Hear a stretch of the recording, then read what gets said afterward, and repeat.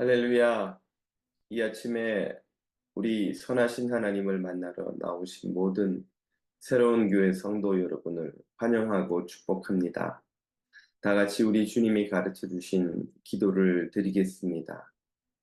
하늘에 계신 우리 아버지, 아버지의 이름을 거룩하게 하시며 아버지의 나라가 오게 하시며 아버지의 뜻이 하늘에서와 같이 땅에서도 이루어지게 하소서. 오늘 우리에게 일용할 양식을 주시고 우리가 우리에게 잘못한 사람을 용서하여 준 것 같이 우리 죄를 용서하여 주시고 우리를 시험에 빠지지 않게 하시고 악에서 구하소서. 나라와 권능과 영광이 영원히 아버지의 것입니다. 아멘. 선하시고 자비로우신 아버지 하나님, 이 새벽에도 우리 주님의 하늘보다 더 높은 바다보다 더 깊은 자비로우심이 우리를 깨워주셨고 새로운 하루를 선물로 누리게 하셨음을 고백합니다. 오늘도 감사와 감격, 믿음과 신실함으로 이 하루를 주님 뜻대로 승리할 수 있도록 은혜를 더해 주옵소서. 예수님 이름으로 기도드립니다. 아멘. 오늘 우리에게 주시는 하나님의 말씀은 예레미야 47장 1절에서 48장 10절까지입니다. 제 47장.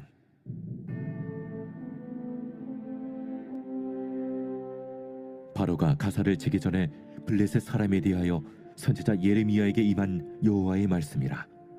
여호와께서 이와 같이 말씀하시되, 보라, 물이 북쪽에서 일어나 물결치는 시내를 이루어 그 땅과 그 중에 있는 모든 것과 그 성읍과 거기에 사는 자들을 휩쓸리니 사람들이 부르짖으며 그 땅 모든 주민이 울부짖으리라. 군마의 발굽소리와 달리는 병거바퀴가 진동하는 소리 때문에 아버지의 손맥이 풀려서 자기의 자녀를 돌보지 못하리니 이는 블레셋 사람을 유린하시며 두로와 시돈에 남아있는 바 도와줄 자를 다 끊어버리시는 날이 올 것입니다. 여호와께서 갑돌섬에 남아있는 블레셋 사람을 유린하시리라. 가사는 대머리가 되었고 아스글론과 그들에게 남아있는 평지가 잠잠하게 되었나니 내가 내 몸 베기를 어느 때까지 하겠느냐. 오호라, 여호와의 칼이여, 내가 언제까지 쉬지 않겠느냐. 내 칼집에 들어가서 가만히 쉴지어다. 여호와께서 이를 명령하셨은즉 어떻게 잠잠하며 쉬겠느냐. 아스글론과 해변을 치려 하여 그가 정하셨느니라 하니라.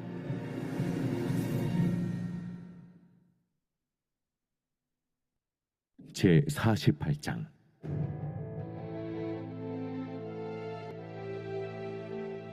모압에 관한 것이라.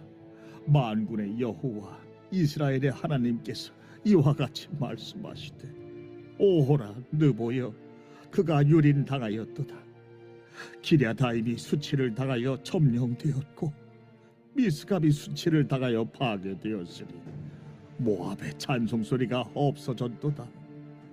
헤스본에서 무리가 그를 해하려고 악을 도모하고 이르기를, 와서 그를 끊어서 나라를 이루지 못하게 하자 하는도다. 만맨이여, 너도 조용하게 되리니 칼이 너를 뒤쫓아 가리라. 호로나임에서 부르짖는 소리여, 황폐와 큰 파멸이로다. 모압이 멸망을 당하여 그 어린이들의 부르짖음이 들리는도다. 그들이 루힌 언덕으로 올라가면서 울고 호로나임 내리막길에서 파멸의 고통스러운 울부짖음을 듣는도다. 도망하여 내 생명을 구원하여 광야의 노간주 나무같이 될지어다. 내가 네 업적과 보물을 의뢰하므로 너도 정복을 당할 것이요, 그 모습은 그의 제사장들과 구원관들과 함께 포로 되어 갈 것이라. 파멸하는 자가 각 성읍에 이를 것인즉 한 성읍도 면하지 못할 것이며 골짜기가 멸망하였으며 평지는 파멸되어 여호와의 말씀과 같으리로다. 모압의 날개를 주어 나라 피하게 하라. 그 성읍들이 황폐하여 거기에 사는 자가 없으리로다. 여호와의 일을 게을리하는 자는 저주를 받을 것이요 자기 칼을 금하여 피를 흘리지 아니하는 자도 저주를 받을 것이로다. 아멘. 47장과 48장을 읽었습니다. 이 본문은 두 민족 블레셋과 모압을 향한 심판의 예언입니다. 47장은 블레셋에게, 48장은 모압에게 임할 심판을 각각 선언하는데요. 이 심판이 얼마나 무서운지를 생생한 묘사를 통해 경고하고 있습니다. 블레셋의 도시 가사, 아스글론, 오늘날에도 그 도시의 이름이 남아있죠. 이 도시들은 바벨론의 칼날 아래 폐허가 될 것입니다. 48장은 모압에 임할 심판을 예고합니다. 모압의 도시 기랴다임, 미스가, 헤스본 등의 도시가 차례로 폐허가 될 것입니다. 모압은 자신들의 업적과 보물을 자랑했었습니다. 48장 7절을 보면 네가 너의 업적과 보물을 의뢰함으로 너도 정복을 당할 것이요 라고 예언하지요. 그들이 자랑하던 도시의 화려함은 모두 잿더미요 폐허로 변할 것이라는 말씀입니다. 이 도시들은 왜 심판을 피할 수 없었습니까? 그들이 쌓은 죄악 때문입니다.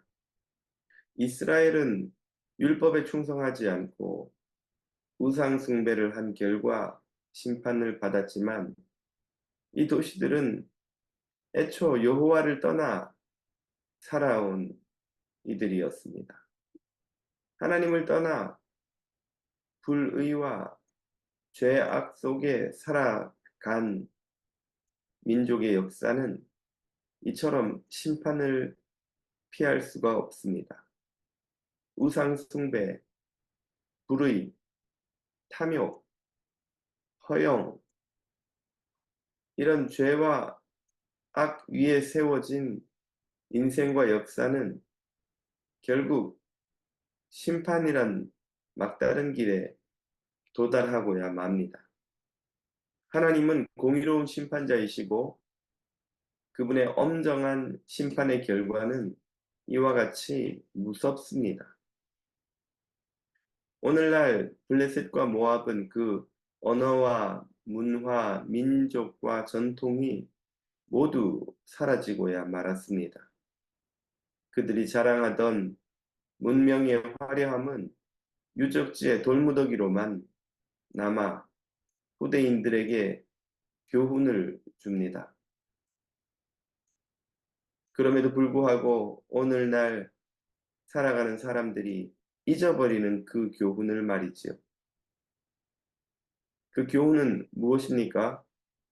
그들의 죄악의 심판으로 대가를 치렀듯이 오늘 이 땅에서도 불의를 행하며 살아가는 이들은 반드시 심판을 피할 수 없다는 이 교훈 말입니다. 하나님은 한없는 사랑의 하나님이시면서 동시에 공의의 하나님이십니다. 하나님은 죄를 그냥 지나치실 수 없는 의로운 분이십니다. 그 하나님의 심판은 엄정하고 허투루 지나갈 수 없으며 무섭습니다. 오늘 우리는 이 죄와 심판의 무서움을 잊어버린 시대를 살아가고 있습니다. 현대문화는 죄를 증상, 실수로 평가절하합니다. 죄가 대수롭지 않은 것이냐 여깁니다. 죄로 인정하지 않기 위해 온갖 노력을 다합니다. 죽음 이후에는 아무것도 없으며 심판은 없다고 주장하지요. 이런 현대 문화의 영향을 받아 교회에서도 가급적 심판과 지옥을 언급하지 않습니다. 모두가 죄와 심판을 불쾌한 것으로 여기고 말하지 않기를 바라기 때문입니다. 그러나 이는 진리를 왜곡하는 것이며 교회의 책무를 외면한 것입니다. 성경이 가르치는 바 하나님을 떠난 죄와 그 대가로서의 심판을 선언하지 않는다면 사람들은 복음이 왜 기쁜 소식인지 알 길이 없습니다. 현대교회가 죄사함의 감격을 점점 잊어가고 그 죄사함의 메시지의 자리를 복과 위로, 치유로 대체하는 이유이기도 합니다.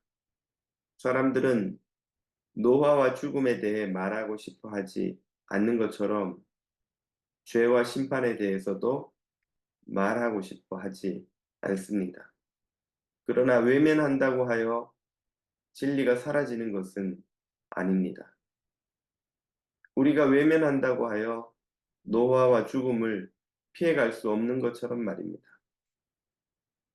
죄와 악, 심판과 지옥은 결코 외면해서도 안 되는 진리입니다.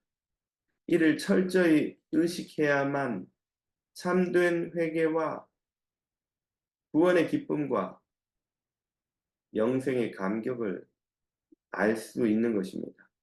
그런 이들이 지혜로운 사람입니다.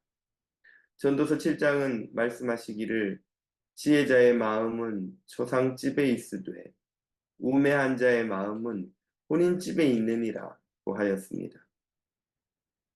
우리의 마음은 초상집에 있어서 우리에게 마지막 육신의 죽음이 있으며 더 나아가 우리 영의 심판의 때가 있는 것을 깨닫고 그리스도의 십자가를 더욱 의지하고 오늘도 두렵고 떨리는 마음으로 구원을 이루어 가시는 주님을 더욱 의지하는 자녀가 되시기를 주님 이름으로 축복합니다. 주신 말씀을 붙들고 함께 기도드리겠습니다. 우리의 죄와 악을 사하시고 심판과 지옥을 면하게 하신 예수님의 십자가 은혜를 깨닫고 감사 감격하며 더욱 거룩하게 사는 오늘 하루가 되게 해 주시기를 간구하겠습니다. 6주간의 여름학교 서머스쿨이 이번 주 금요일로 모두 끝이 납니다. 마지막까지 아무 사고 없이 유종의 미를 잘 거둘 수 있도록 우리 사역자들, 교사들, 또 아이들을 위해 기도해 주십시오. 한우들을 위해서도 같이 중보하며 이 아침 하나님 앞으로 나아가겠습니다.